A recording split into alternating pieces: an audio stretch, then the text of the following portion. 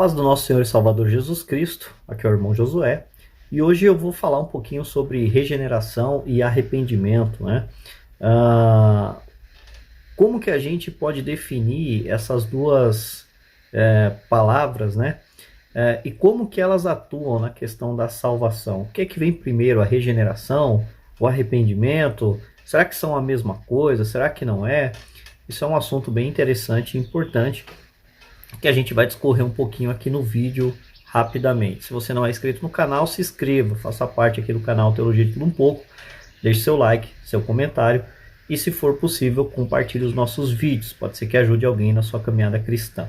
Sem mais delongas, vamos ao termo, né? Arrependimento e regeneração. Bem, eu não vou ficar preso aqui em termos teológicos, porque isso não vai estar ajudando muito as pessoas. Aí, se vocês quiserem ver de forma técnica, aí vocês podem procurar em um dicionário, etc e tal. Então eu vou trazer aqui uma forma mais fácil de entendimento e aplicação no dia a dia, que é o que mais a gente acaba falando e conversando com as pessoas, tá certo?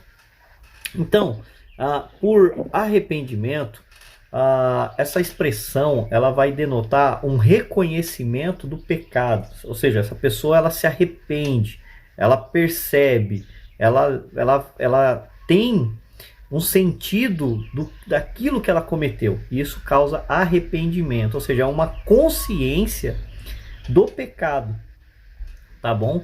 O reconhecer esse pecado, isso é o arrependimento. O arrependimento produz esta consciência, tá certo?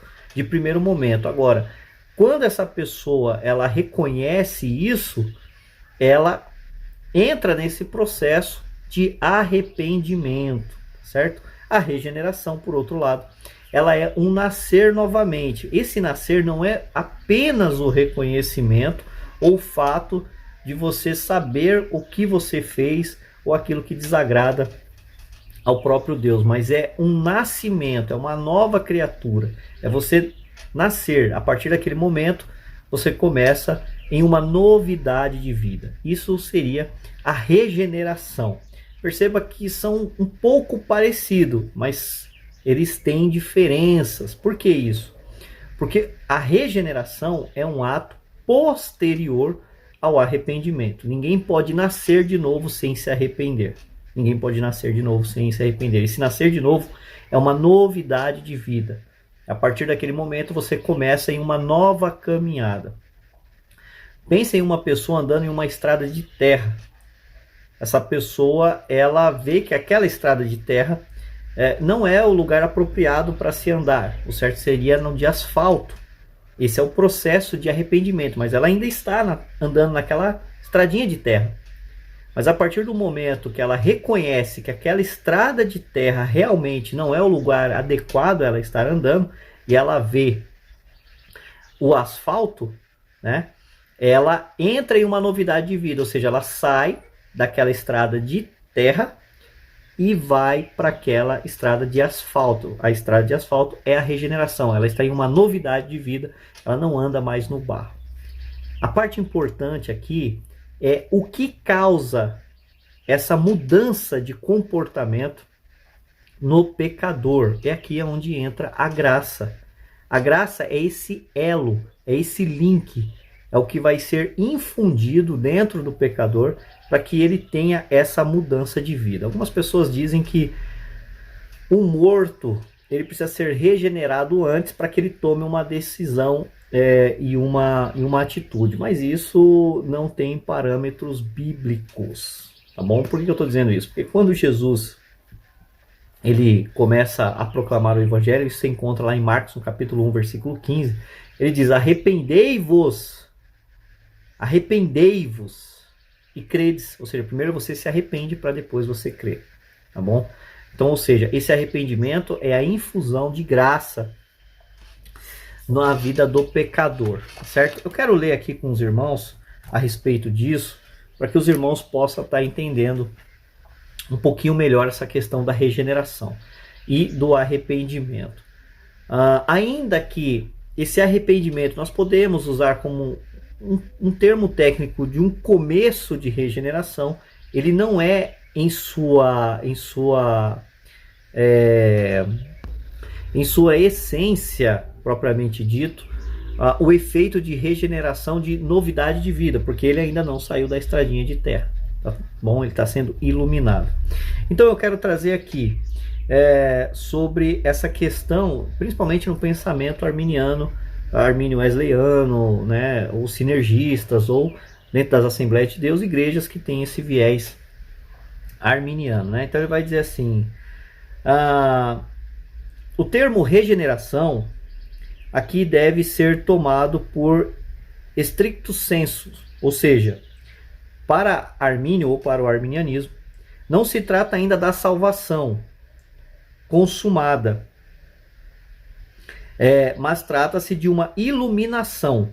Esta iluminação está para além de qualquer acuidade intelectual e deve ser entendida como a luz da verdade de Deus infundida no entendimento humano em sua vontade.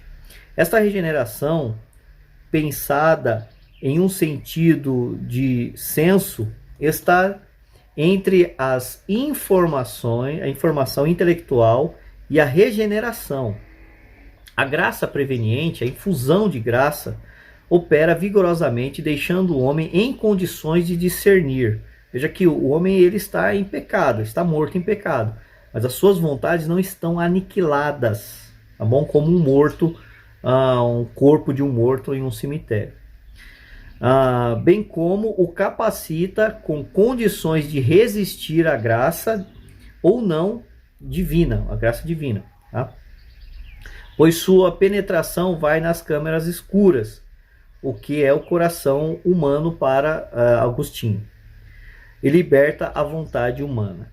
Esta regeneração que está sendo tomada como uma iluminação para além da acuidade intelectual é a mesma apresentada de modo poético por Paulo em Efésios 1,18.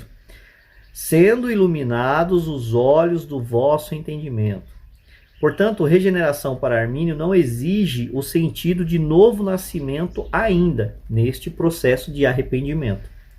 Armínio sempre acreditou que posterior ao arrependimento e à fé é que se concretiza a salvação. Então, perceba que existe uma linha divisória entre o arrependimento e a regeneração, tá bom? Ainda que essa regeneração primária seja essa iluminação, ela não é de fato ainda caracterizada até que o pecador venha se arrepender. Um outro texto que eu quero deixar aqui para os irmãos, para que os irmãos entendam isso, diz o seguinte sobre a atuação da graça nesse processo de arrependimento e também de regeneração. Deus não retém dos pecadores, Deus não retém dos pecadores a graça suficiente para resistirem à tentação e se arrependerem. Quando estes pecam, o defeito não está na graça de Deus, mas no pecador que recusa ou negligencia os meios da graça. Nenhuma exigência divina é dada sem que a graça também seja conferida para que a exigência possa ser obedecida. Ou seja, Deus não vai dizer para um pecador se arrependa se Deus não oferece graça suficiente para que aquela pessoa possa realmente se arrepender ou não, né? Se arrependimento e fé são obrigações que exigem graça, então é absurdo imaginar que Deus exigiria uma obrigação pela qual recusou conceder a graça para que a obrigação seja cumprida. Isso daqui é muito defendido pelos monergistas, né? Ou seja, Deus cobra arrependimento, cobra uma novidade de vida, mas ele não concede a graça salvadora para essas pessoas, tá bom? Apenas graça comum. Inclusive eu tenho um vídeo aqui, o perigo da graça comum no calvinismo. Vocês dão uma olhada aí na playlist aí.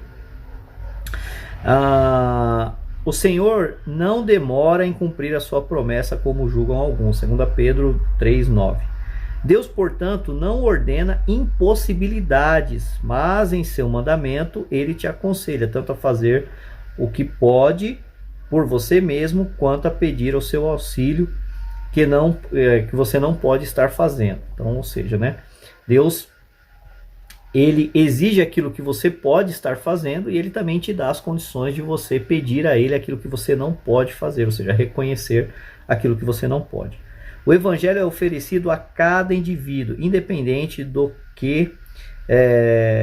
quão profundamente está afetado pelo pecado. Conforme o próprio Paulo poderosamente testemunhou, Cristo Jesus veio ao mundo para salvar os pecadores. Esse é o estado atual da humanidade, tá? E não de algumas pessoas, dos quais eu sou o pior, mas por isso mesmo alcancei misericórdia, para que em mim, o pior dos pecadores, Cristo Jesus demonstrasse toda a grandeza da sua paciência, usando-me como um exemplo para aqueles que haveriam de crer para a vida eterna. 1 Timóteo capítulo 1, versículo 15 e 16. Jesus morreu mesmo para aqueles que não querem acreditar e que jamais acreditarão. O dom de Deus é oferecido, quer ele seja aceito ou não. Ou seja, Deus oferece aquilo e também dá os meios para que as pessoas, os seres humanos, sejam e possam